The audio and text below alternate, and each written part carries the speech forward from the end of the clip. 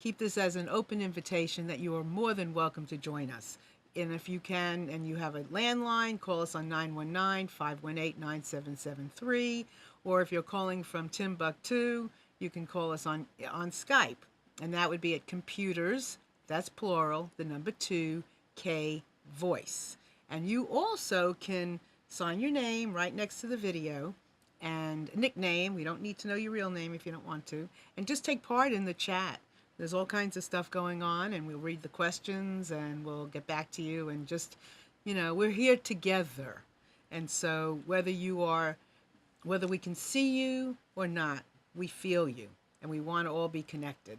So I just want to, can I say good morning to you? Good Oh, of afternoon. course, yeah. I'm not, it's been busy, busy, busy. How are you? I'm just fine. How are you? I'm very well, thank Your you. week so far?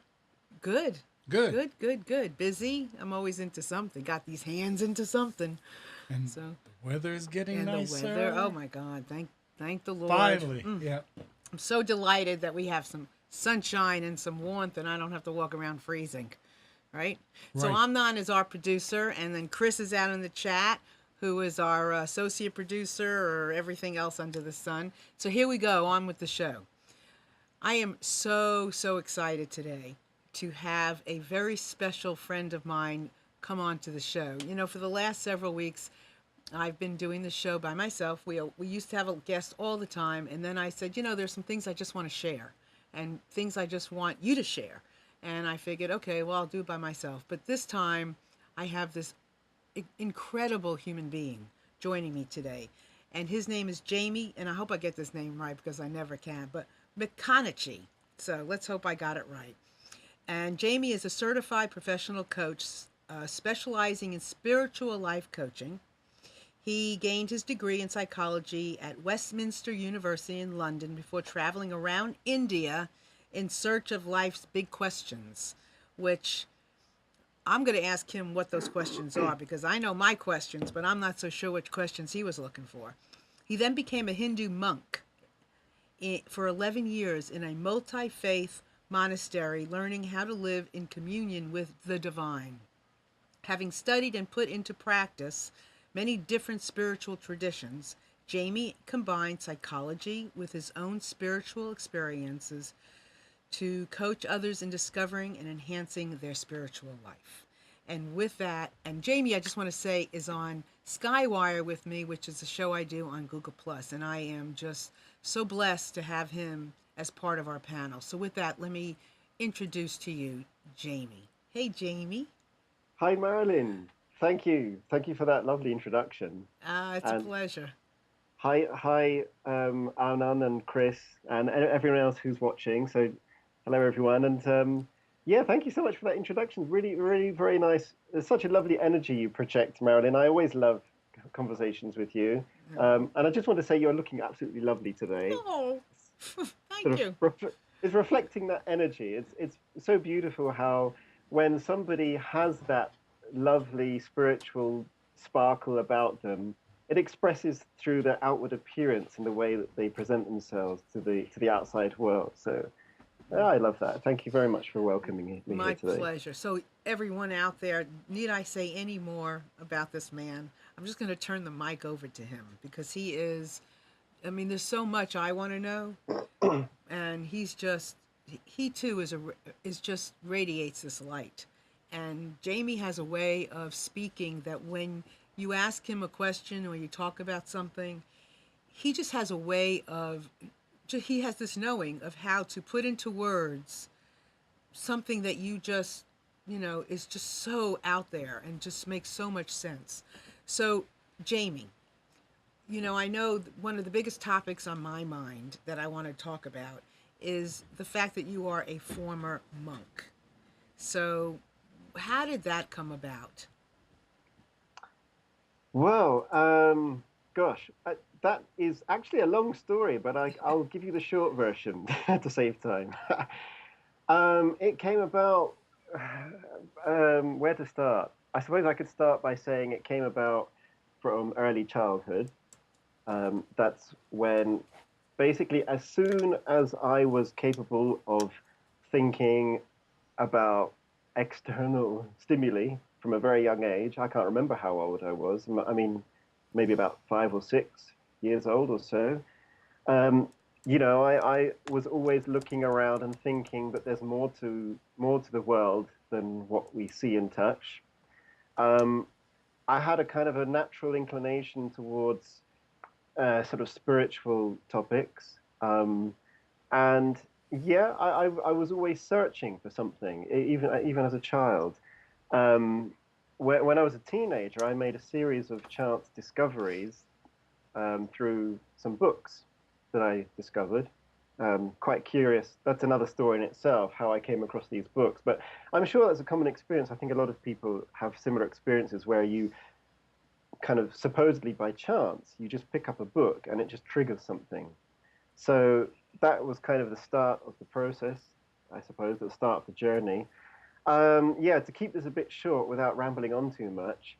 Yeah, I continued searching and reading and studying and trying different things, trying meditation, trying yoga. Then I went to university to study psychology. I went to India, as you said in the introduction. I traveled around India, visiting various kind of gurus and yogis and things like that. And then I wound up back in the UK, where I came across the monastery, which I eventually ended up in, which is called Scandervale Monastery. They have a website if anyone's interested. Just check out Scandervale is Skandavale. And so I ended up going there. I visited the monastery a few times. My very first visit to the monastery was the most amazing experience of my life. And it was basically me reconnecting with the journey that I've been on for thousands of years. So we're all on a journey, a spiritual journey, I believe. As you probably guessed by now, I believe in reincarnation. So for me, it's been a journey through many, many lifetimes. And some lifetimes you kind of come back and pick up that journey, and other lifetimes you kind of get distracted by life and you kind of lose the journey, and then the next lifetime you come back to it. So in this lifetime, I came back to it basically, and my first visit to the monastery was like, it was incredible. I mean, I'll just share you very quickly the story of what happened. I went to the monastery the first time. It was in the night when I arrived. I'd never been to anything like this before. I mean, I'd heard about it, but I'd never experienced anything of this type. It's a very devotional way of worship. It's Bhakti yoga, and they do a lot of Hindu bhajan singing and Hindu ceremonies and multi-faith stuff. And I'd never really experienced any of that before, but I felt drawn to it. And I went the first service was early in the morning, starts at 5 o'clock in the morning. We arrived late at night in the monastery. It was dark, so I didn't really know what the place was like. And I woke up early the next morning, ready for the service. And I went into the temple, like a bit sleepy and bleary-eyed, and kind of thinking, what's going on? What's this all about? What's it going to be like? I had no idea. And we were sitting in the temple. It was very cold. It was in the middle of winter. We were waiting for the service to start. And then it was about to start, and they opened up the front part with these curtains. They kind of open up the inner sanctuary before they start. And the service starts, this is very typical of Hindu services. They start with like a lot of noise. They have this conch shell, which is kind of sounds like a sort of a trumpet blasting. They ring bells, they chant, and they wave this flame around. It's very intense. And I'd never experienced anything like that before. And as soon as the service started, it was just like something blasting away in my mind. It was like a switch being switched on in my memory, and it was just like, wow, I'm home. I've come back home. I've come back to what I've been living for the past 1,000 years, 10,000 years, 100,000 years. I don't know how long, but it was just this memory of my previous lives, and I use plural because I think I've done this many times, my previous lives of associating with the aspects of God that have come through the history of the human history of the world, all the different religions, different traditions. I've passed through all of those different traditions of worshiping God, and this particular night, or morning, I should say, this particular moment was a ceremony that brought all of those religions together in one synchronized worship. And that was, for me, was just like, wow, I'm just getting all my memories coming back of all my previous lives worshiping in different religions. And it all came back to me in that intense instant. And I knew at that moment, okay, wow, this is it. I'm back. I'm back on my path, back on my journey. So I have to stay here. I have to become a monk. And I knew instantly that I was going to become a monk in that temple. It then consequently, it took me a while before I actually did become a monk, because I had to finish my studies at university, and I had to kind of resolve. I was in a relationship at the time. I had to kind of sort out, what was going to happen with my relationship. I had to split up with her. That was a big challenge. You said split up with her. What did you say? Split up? Split up. Okay. I had to split up with her to become a monk, Okay. obviously. All right. Hold on. Just from where you are now, because I want to go Yeah. back before we go. Sure. Yeah, there's First quite of a lot. no. It's fat, and I could listen to you all day. So, and that's so I have to draw myself away and ask you.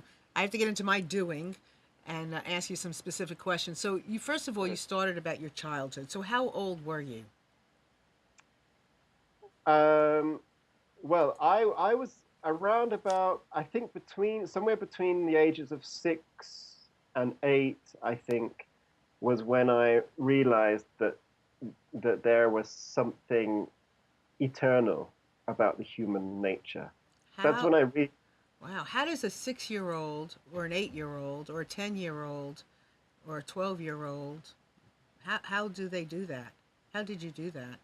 Well, in my case, it was like you you're not afraid of death, because you see death around you.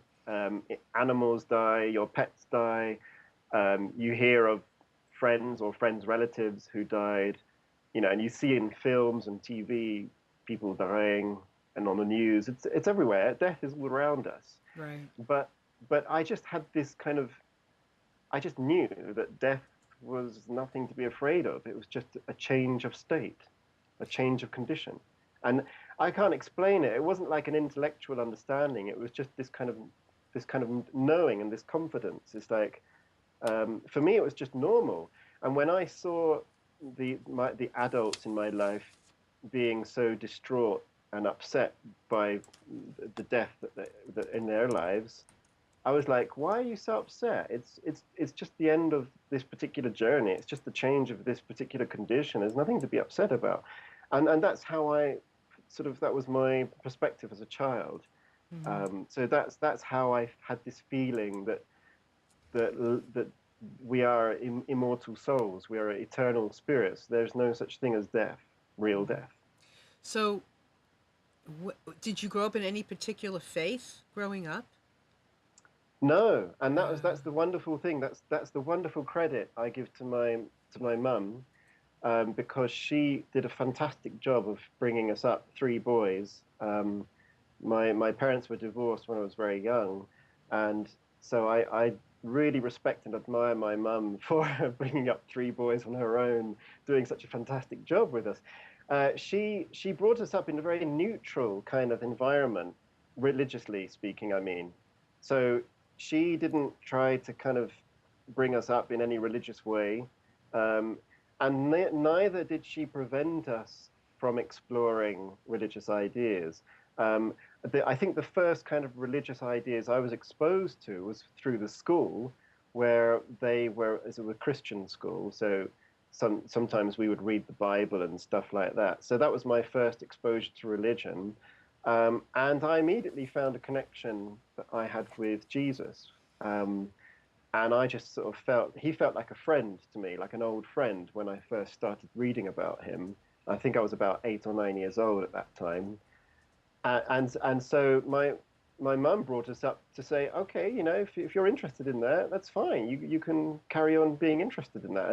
And then when I started getting interested in other more unusual stuff like Hinduism and yogi philosophy and stuff like that, my mum was like, "Oh, that's cool. That's interesting. Yeah, yeah." So she just liked the fact that I was curious and was kind of eager to explore these things. So she did a great job, and I really love her for that. How she brought us up. Wow, that is special. She sounds like a somewhat of a hippie type, you know. Create and was she creative, an artist? Your mother? Yeah, yeah. I mean, I wouldn't say she was a hippie. She definitely wasn't a hippie, but um, she was definitely very creative, very artistic, um, but at the same time, really down to earth. And I think that helped me to lay my own foundation of down to earth spirituality, practical spirituality. So, my mum's main priority was get food on the table, basically, and that's what anybody's priority should be. You've got to be responsible about your life and about what you're doing to make sure you've got that basic fundamental security in your life before you can start to sort of meditate, spend hours meditating. What's the point of being spiritual and meditating if you can't even put food on your table? That's completely not spiritual at all. So I kind of got that from my mum. She concentrated and worked really hard to provide for us three kids. But at the same time, she had another dimension to her, this kind of very creative, artistic, and I would say spiritual dimension. Although she wasn't overtly religious, but she does have a very spiritual dimension to her, which perhaps contributes to also the way I think. Hmm. So this notion of like down to earth spirituality is is real. I mean, it's how would you describe? How would you define that? I understand what you mean, but Yeah, but put it into your words because I love how you describe things. sure. Yeah. Well, it's this was very much the emphasis of the training in the monastery is that God is practical. The divine is a very practical, if you want to say, I use the word person because I like to relate to the divine as a personality. So, and I relate to the divine as divine mother. So I often use the word mother when I'm talking about God. And mother is a practical, very practical. The feminine side of God is like any kind of, well, women in general are very practical, I think, generally, aren't they? They like to get things done. They usually, a lot of women, I think, in comparison to men, women are more, get things done. Get the pay the bills, feed the kids, um, do the things that we have to do. So Divine Mother is also very practical. In the monastery, we were trained to first, before anything, the first thing that came in our responsibilities was feed the animals, look after the animals.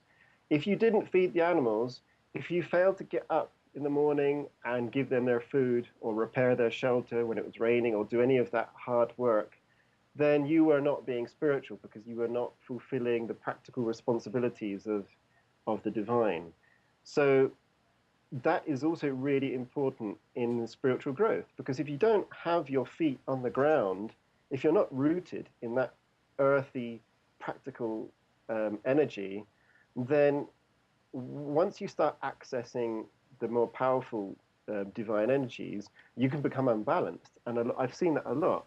People who spend so much time meditating and doing spiritual practices, but they're not rooted in the ground, they become unbalanced. And that can express itself through emotional, psychological disturbances, problems in their life, in their relationships, in their interactions. So you really first things first is you've got to be practical in your life before you even start to access the higher spiritual energies. I think that's brilliant. I mean, that's what we talk about listening, right?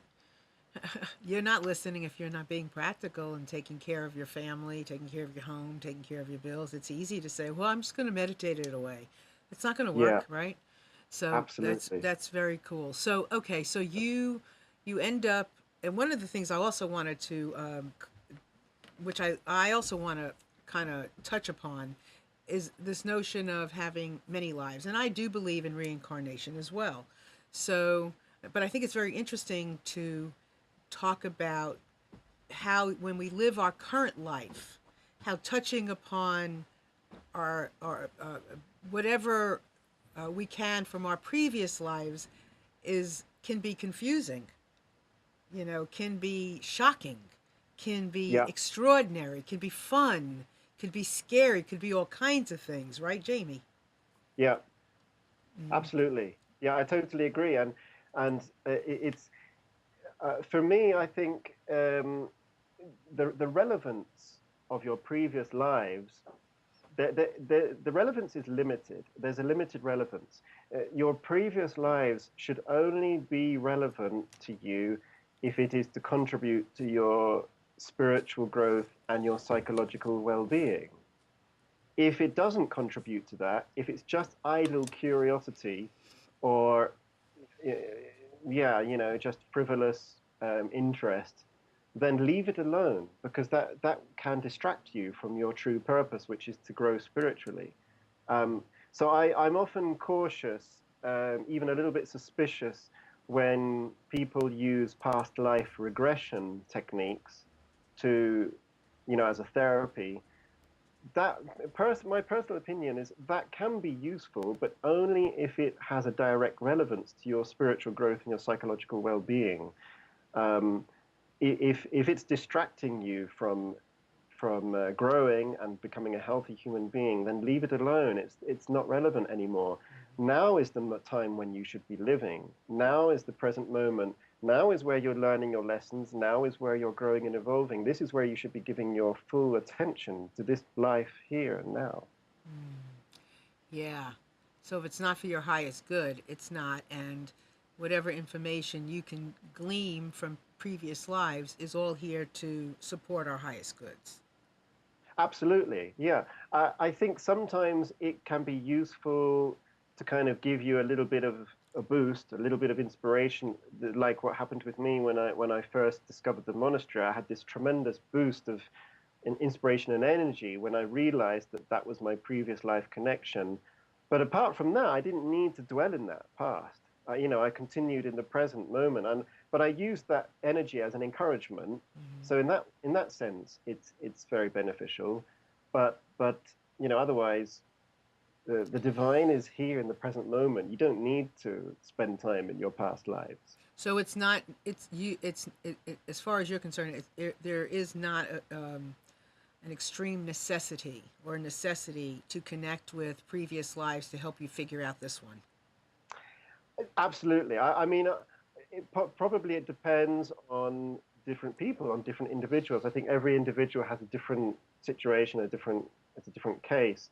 So I wouldn't say, as a general rule, or kind of like a generalization to ignore your previous life associations. But I would just say that um, it's not as relevant as you might think. The most relevant thing is to be in the present moment now. That's the most important thing. That makes sense. Okay, so I want to go back to the monastery. Okay, and you have this big explosion, and you decide to go back to school, finish school, and to become a monk and to break up with her. So go ahead, Yes. give us the rest of the story. Now it's You it's not just getting good. It's been good, but it's really getting good now. Go ahead. okay? So you want some more juicy details Yeah, now. I want it all, and then I'm going to tell you all about what's coming up on Skywire that we're going to talk about as well because it's really exciting. So go ahead, Jamie. Yeah, absolutely. Well, yeah, I was in a relationship at the time, a serious relationship, and I was definitely at a crossroads where, you know, either the relationship was going to continue and get more serious, perhaps even lead to marriage in the future, or I was going to follow the the call of my spirit, which was to become a monk. So obviously, I couldn't commit. I couldn't. I would have done a huge disservice to my girlfriend at the time to stay in a relationship when my heart was yearning for something else. That would have been extremely um, discourteous, extremely deceptive to do that. So I had to be honest to myself and be honest to her. That was my heart's yearning. That was the calling. And if I did not follow that and honor it, I would never be really happy. So the breakup itself was really traumatic, really tough, and hurt a lot. And it took me a long time to get over it. But it was a necessary thing for both of us to continue to grow. So yeah, I basically I is listening, as you talked about before. It's listening to what your heart is telling you. And when I say your heart, I mean your intuitive heart, not your emotional heart. So that was what my intuitive heart was telling me. That was my calling, my yearning, and I had to follow that. So yeah, it was difficult. We had a chat, a conversation. It took, I can't remember now, it was a long time ago, but I think we spent like a couple of weeks kind of going through that process to Jamie, split up. how long did that explosion last? Well, it kind of there was like one explosion, and then there continued to be a series of further explosions throughout the course of the 11 years in the But monastery. when you first got there and the decision was made, how long did that was it moments? Was it seconds? What happened? It was I would say it was like at a maximum peak of intensity for the duration of the service that morning, which was, I think it was about 1 hour. So during that hour service, I was just like on, cloud nine, Wow. maximum. After the service, obviously it diminished a little bit, but I had this kind of glow about me.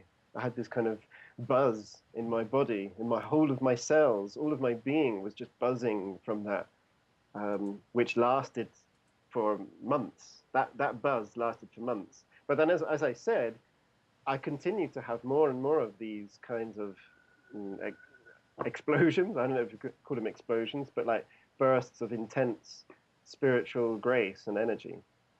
Because I mean, when I've experienced those, they could be seconds, they could be an experience that you have. I've realized that, of course, part of keeping that feeling going, keeping that feeling alive for me, has always been to be in a state of gratitude and appreciation. That always helps maintain it, but it doesn't generally maintain for over a period of time. So it's extraordinary to listen to you and to imagine. I mean, everybody out there, just imagine what that is like. And I don't think it's just for Jamie. I think that those potential bombs are for all of us. So just while I'm talking, before I turn it back over to Jamie, I just want to also remind you all that you are more than welcome to call in 919-518-9773. That's on a landline. And then you can also connect with us on Skype at computers, that's plural, 2K voice. You will come in on voice. You won't come in on video like Jamie is. You'll come in on voice. So that is computers, plural, 2K voice. And we have a very active chat going. So you are more than welcome again to put your name, nickname, whatever on the little line and click whatever it says. And then you'll be part of the chat. You don't even have to talk. You can just read and listen. So that's for everybody, right, Jamie? Absolutely. You made a really good point there, Marilyn. I'm so happy you made that, because I realized that, I didn't really allude to that. These kind of experiences are not just for monks, not just for people who live in a monastery, but anyone can have that experience in any aspect of your life. And it doesn't matter who or what you do or what you are, you can achieve that. I call it grace, because it is grace, basically. It's intense spiritual experience, and it can come to you in any moment. Typically, it doesn't last for a long time, because you kind of have to come back down to earth and deal with the nitty-gritty of everyday life. Right. But yeah, absolutely, like you said, Marilyn, you can achieve that, or you can create the conditions for that by having that kind of attitude of gratitude, of appreciation, of basically of putting others before yourself, kind of going above your ego, going beyond your own limited desires. So that's All of those practical spirituality. Because if you are not practically spiritual, then you are in your ego. That is not spirituality, right? exactly. Uh-huh. Right. Exactly. So you're in the monastery. You have then so you broke up with your girlfriend. You've had several conversations, very painful. Then take us. What's the next step? Well, the next step was, I guess it was kind of adjusting to monastic life. That I guess that was the next step. Because on the one hand, I had this tremendous inspiration and energy, encouragement and grace from the experiences in the monastery. But on the other hand, there was the hardships of monastic life, the tough routine that we had, the discipline, and all of those things. They were difficult to adjust to. It was a difficult routine. You had to get up at 4:30 every morning, and we had a number of services throughout the day. And in between the services, we were doing very hard physical work around the farm with the animals and so on. So you would get to bed late at night, very tired, like go to bed about 11 o'clock, sometimes 12 o'clock or 1 o'clock, and then have to get up again at 4:30 the next morning. And this was 365 days a year. There's no holiday. There's no, you don't get any breaks. So that was the next step, I think. It took me a couple of years to really adjust to that. There's some specific questions that I want to ask you that people on the chat are asking. So they're specific. So how old are you? I'm 40. 40. Well, although I consider that to be the age of my body, so it's not really me. It has no meaning to me. My age has absolutely no meaning. So age has no meaning, period, then. Exactly. Okay. Uh-huh. All right. I don't know if I'm 10 years old or if I'm 90 years old. That's a really good point. That's a really good point. That's a really, really, oh gosh, that's a really good point. I'm going to tell my kids I'm younger than they are. Absolutely. That's a really good point. Yeah. Okay. So, okay. And then how long ago did you leave the monastery? Now it's about, I think it's about 6.5 years, coming up to 7 years ago. Okay. And then we have a question. Chris wants to know, how do you help people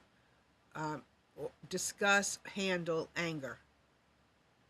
Anger. Yeah. Okay. Yeah. Good question. Excellent question. Yeah. Basically, it's that there are two approaches to dealing with anger. Not just anger, but any kind of disruptive emotion. There's a kind of a long-term approach, and then there's a short-term strategy. So the long-term approach is basically to cultivate your spiritual practice. So do whatever it is you do to connect with your spirituality on a regular basis. So it doesn't matter what that is. Is it meditation? Is it prayer? Is it yoga? Is it walks in nature? Whatever works for you. Do that regularly, every day, connect with it, and just continue working on that. It's a continuous job, continuous work. But the more you do that, the more you will gain a kind of a control and a handle on those emotions.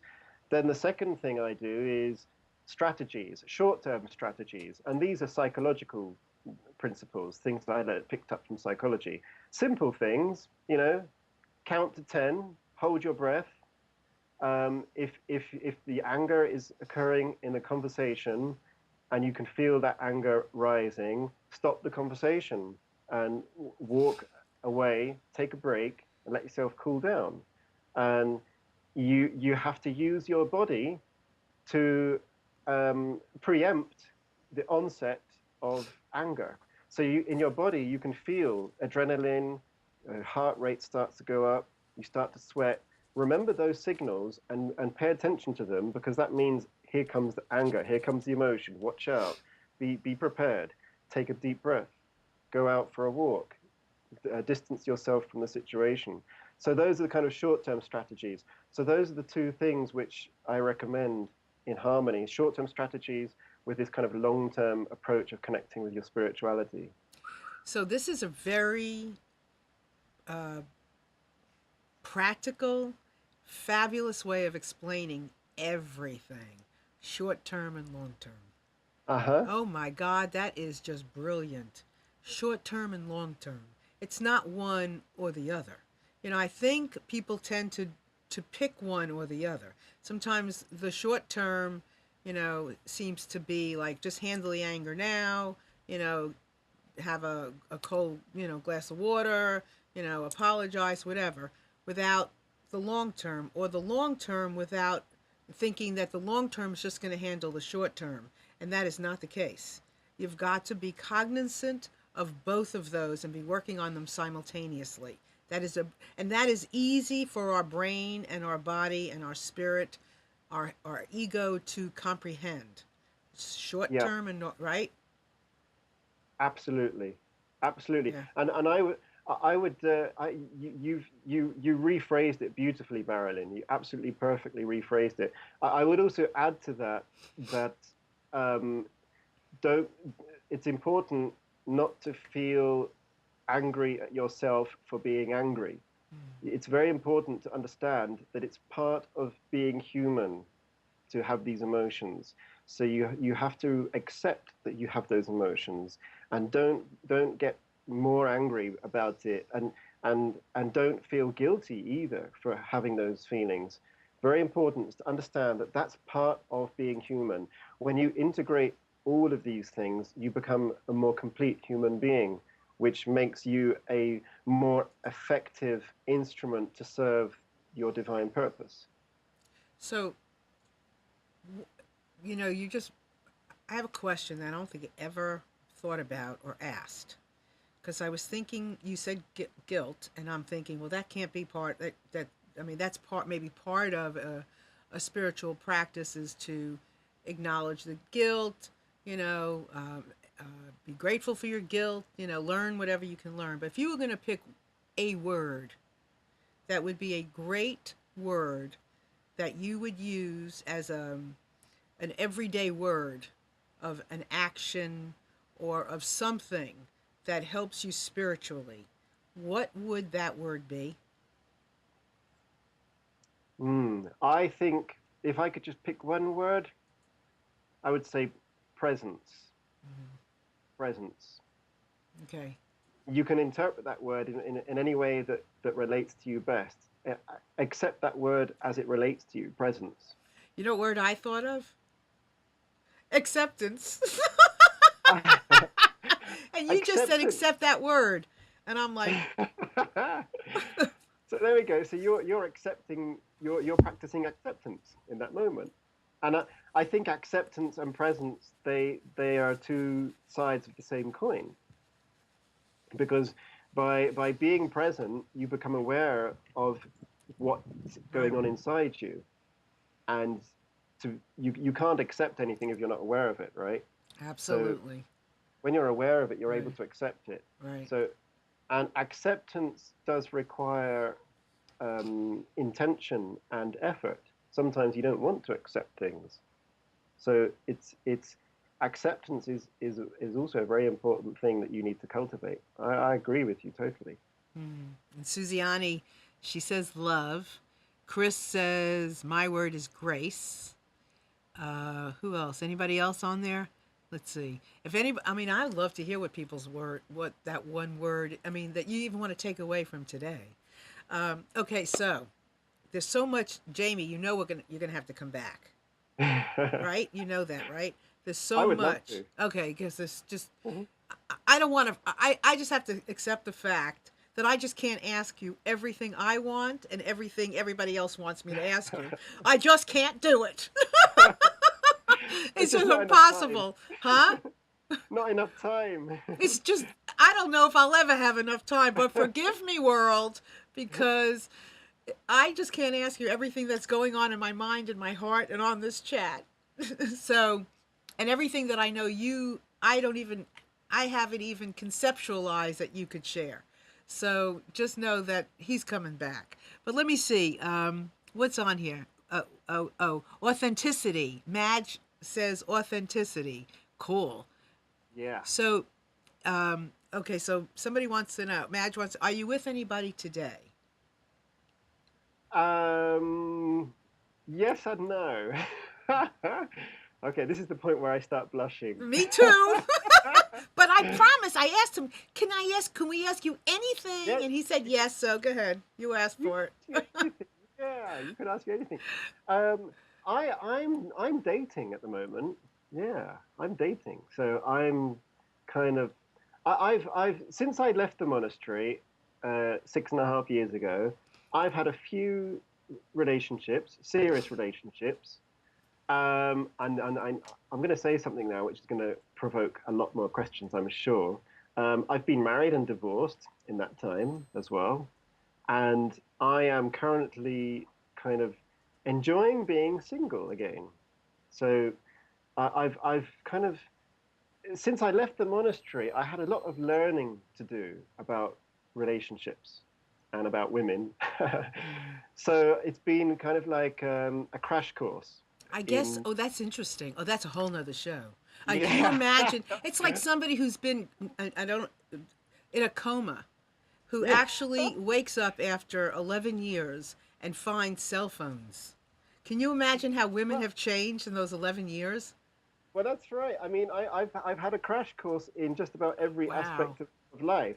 Crash course in technology, crash course in the latest Hollywood films, crash course in mobile phones, and crash course in women. Wow. So it's been intense, and I have since I left the monastery, I've deliberately put myself into those situations because you know, I'm very keen to meet the right person, to fall in love. It's really what I want in life.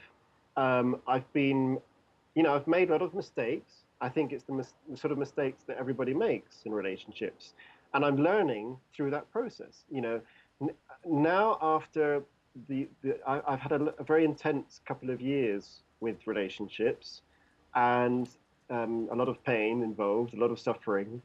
But now I'm at a point where I'm very clear about the kind of person I want to be with, and I'm very clear about the kind of person I need to be to attract that person. And that's what I'm working on at the moment. Gosh. I guess I want to know, so because of time, I want to know how, well, what was it that led up to you leaving the monastery? Yeah, sure. So that was a big decision. That was the biggest decision of my life, even bigger than the decision to join the monastery, because it was, you know, when I became a monk, I took vows, and the vows are lifetime vows. It's a lifetime commitment, and you don't break lifetime vows very lightly. So it was a big decision, and it took me a process, took me like about 3 years in all to finally get to that decision of leaving the monastery. I had to consider so many things. I had to reflect. I had to go back and reflect again. And I consulted a lot with my superiors in the monastery who advised me and helped me and supported me. The basic reason why I left the monastery is because I wanted to fall in love.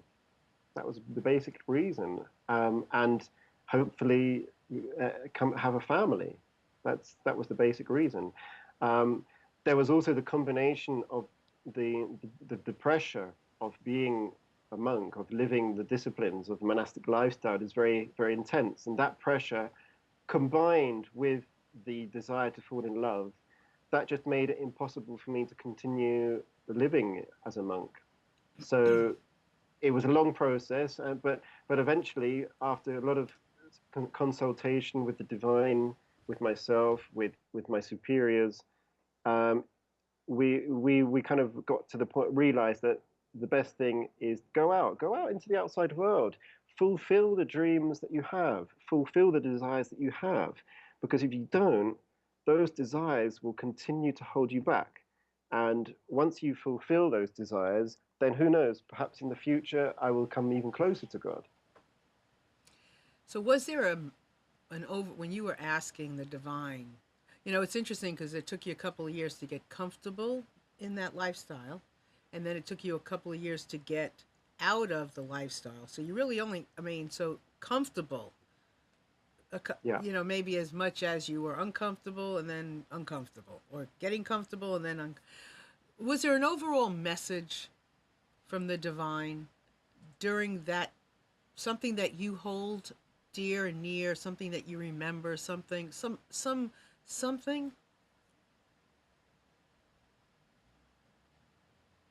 Was there, Uh, Jamie? I'm sorry, I just lost that Okay. Now, your voice. was there an overall message that you took away with you? Yeah, yeah, yeah, definitely. I mean, the it's difficult to put into words because in general, the messages from the divine are not in the form of words. They are in the form of kind of energy. It's it's the divine gives you grace, or it gives you energy. It gives the divine gives you experience of consciousness. That's the message. Those are the messages I get from the divine. But sometimes it's helpful to put into words because sometimes your human nature needs a bit of simple language to relate to the divine. So the strongest messages I was getting during that time when I left the monastery, the strongest messages I think I was getting is that the Divine Mother understands me. The Divine Mother understands who I am. She knows me. She knows that I will make decisions to break my vows. She knows that I will make other kind of mistakes, or she knows I may do silly things. She knows that I'm sometimes very naughty. She understands me, and she doesn't judge me for that. There is no judgment with the divine. Mm-hmm. It's total understanding and compassion. Mm-hmm. And she wants you, anyone, she wants you to grow. And if that means you need to go and do a particular thing with your life, then go and do it. That's her message. Go and do it. Don't hold back. So what is, oh my, so what is your purpose, do you think? What is your purpose? Do you have a purpose? Because I've just realized I'm on a crusade.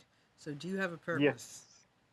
Yes, indeed. Yeah, this is a really great question, Marilyn, and I'm so happy you asked that because, in my opinion, there's a lot of confusion about this question.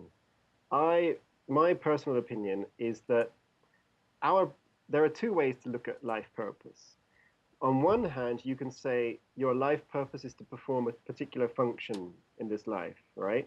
So maybe like your your crusade of growing awareness and spreading the awareness of listening or whatever, that's like a function that you're serving at the moment. And I think everybody can find that particular kind of purpose, the function they serve. Perhaps they're a parent, and that's their purpose. Perhaps they're a teacher. Perhaps they are doing something in their job. Um, but then I think there's a more simple way to look at life purpose, and which is the way I look at it, and that is my purpose in life is to unite and become one with the divine. That is my purpose.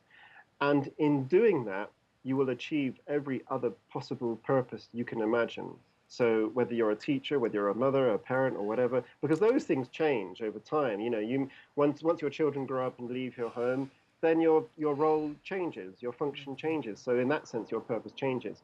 But if you become one with the divine, if you unite your consciousness with the divine, then you will fulfill every other possible purpose you can imagine in your life. So that's my purpose. All right. Wait, I think we have somebody on the phone, right? Hello. Yes, it's me. It's Okay. Chris. Yes. Hi, Hey, Jamie. Hi, Chris. Marilyn. Hi, Hi, Chris. Anand.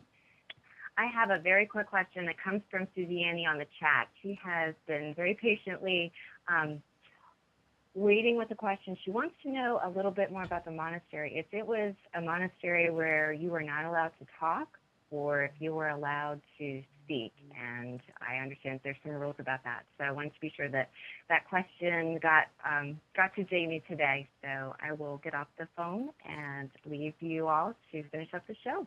Thank you, Chris. So silence. No was problem.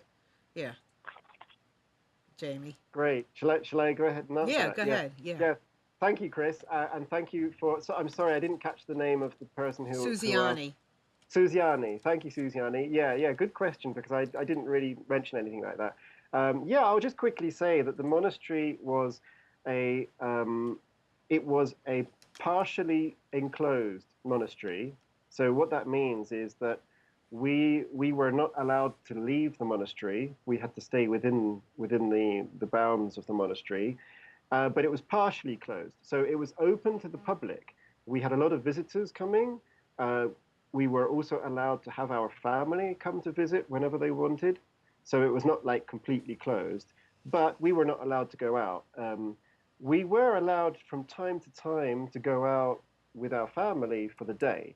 So if our family came to visit, we could go out and have an ice cream or something like that. So it was kind of flexible like that.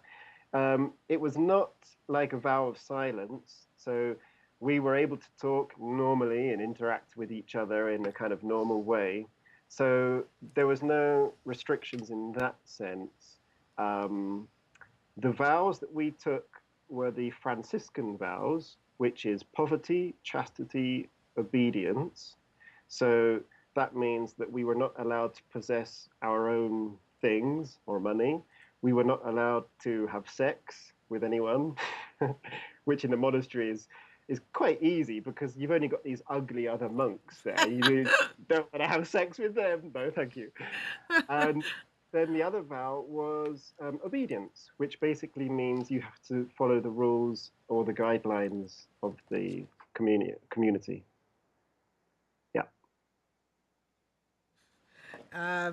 Amnan's got a good question I'm going to ask you in just a second. So, do you believe in God? So, is this, when you talk about the divine, do you refer to God? Yes. Okay. Yes, exactly. I don't use the word believe, because I think that's misleading. I say I experience God, Okay. and I don't accept any teachings if I have not experienced it personally myself.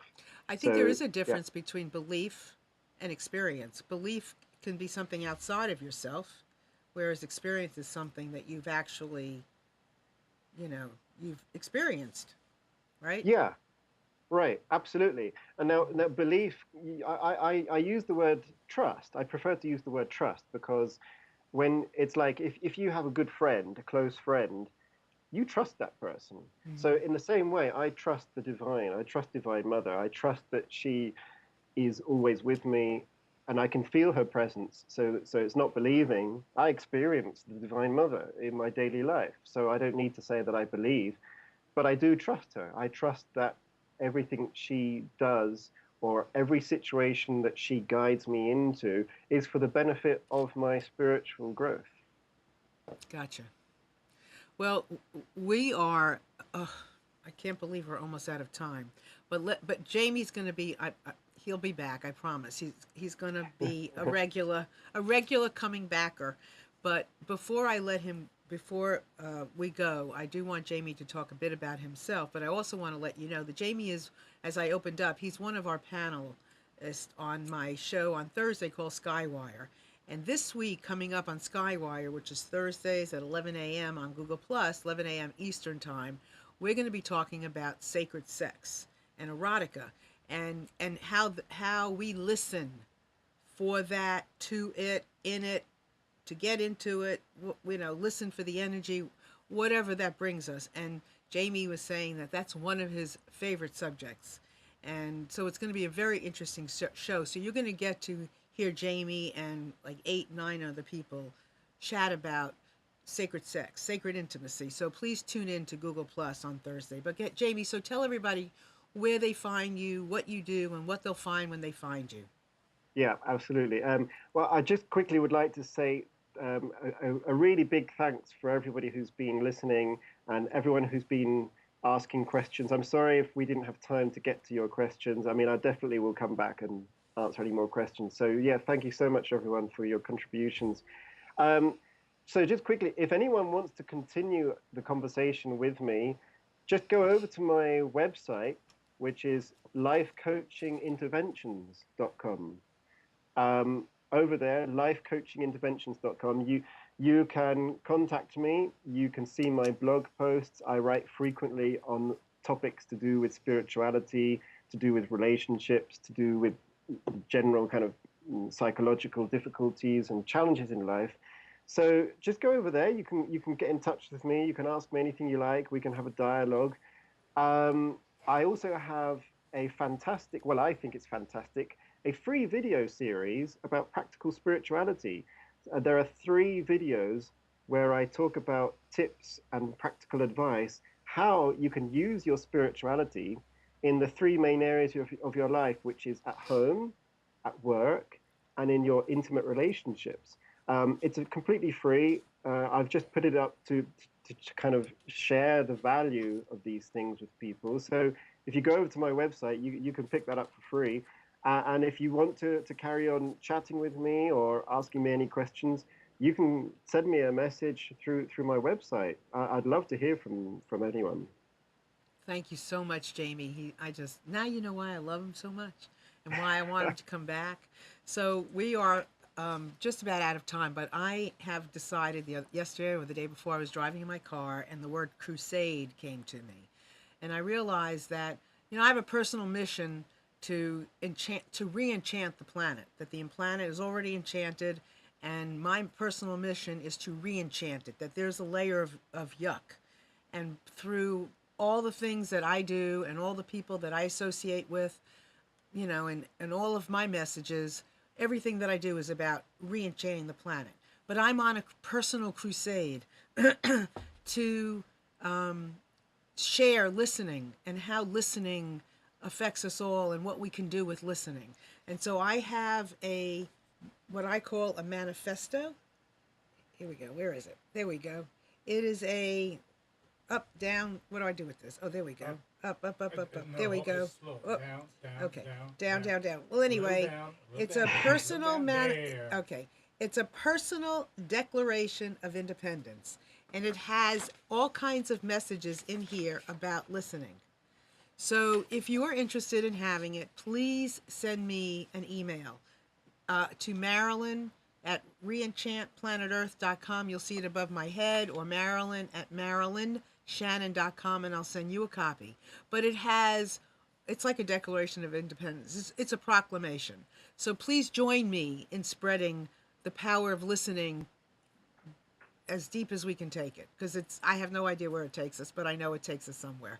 So with that, I want to thank Jamie and everyone out there for being with us today, everyone on the chat. It's been an absolute delightful, beyond delightful show and experience for me. Now I've experienced Jamie even more. So come back again next week, and we'll share some more with you, and connect with Jamie, because I know it will be powerful for you, and I will do the same. So with that, have a wonderful day, and I'll see you next week. Bye-bye.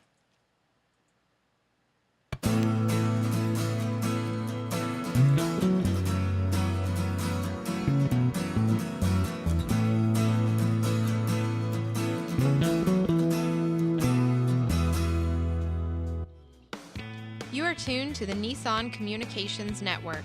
Our weekly lineup of call-in programs includes Computers 2K Now with Amnon Nissan, Health In with Debbie Bruck, Breaking Free with Marilyn Shannon, Lessons of Vietnam with NCBVI members, The Tanya Love Show, Your Healthy Pet with Gisela DiCarlo. And if you tuned in too late, you can always watch each program in its entirety or download an MP3 audio file of it at www.nissancommunications.com. Sponsored by Atomus.com, makers of quality video recorders and converters for professionals, CarolinaApparel.com, and DeltaForce.net.